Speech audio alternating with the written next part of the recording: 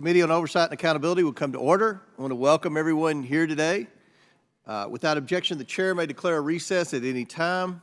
I now recognize myself for the purpose of making an opening statement. Today, we are conducting oversight of the Biden administration's Environmental Protection Agency. EPA Administrator Michael Regan leads EPA as it implements President Biden's environmental agenda. Not only did President Biden have a disastrous debate performance, but his entire presidency has also been disastrous for the American people. President Biden's radical agenda has pushed out massive, costly regulations. From the moment he stepped into office, President Biden, or at least those around him, pushed out sweeping executive orders and regulations aimed at transforming critical sectors of our economy, from transportation to power generation. This administration has enacted a whole-of-government approach to change how these sectors operate in service to the left's radical climate agenda, and no cost is spared.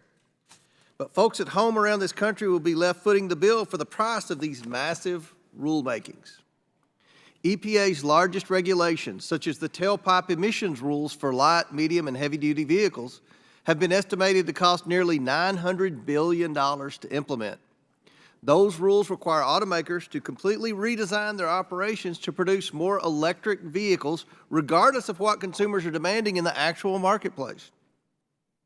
Instead of letting consumers in the market decide what products fit their lifestyle needs, the Biden administration wants to force them into these decisions, no matter what the cost is.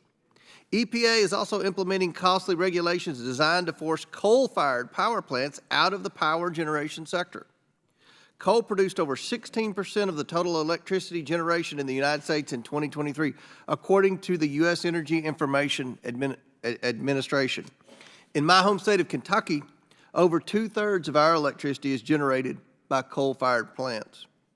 But EPA's rules will force the premature retirement of reliable sources of electricity like coal plants at a time when electricity demand continues to rise.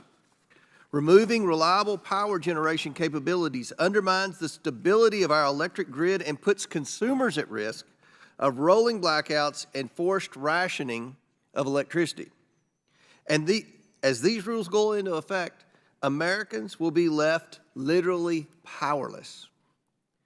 How can the administration push to electrify the U.S. vehicle fleet on the one hand, while it undermines the reliability of the electric grid on the other?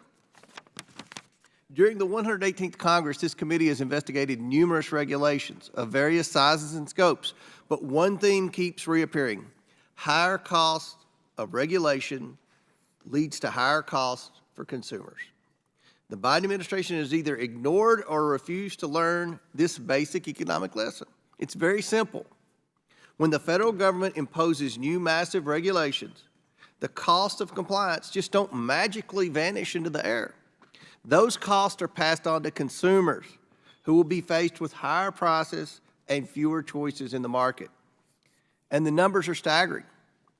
By their own estimates, the Biden administration, in just 3.5 years on the job, has imposed over $1.6 trillion in estimated new federal regulatory costs.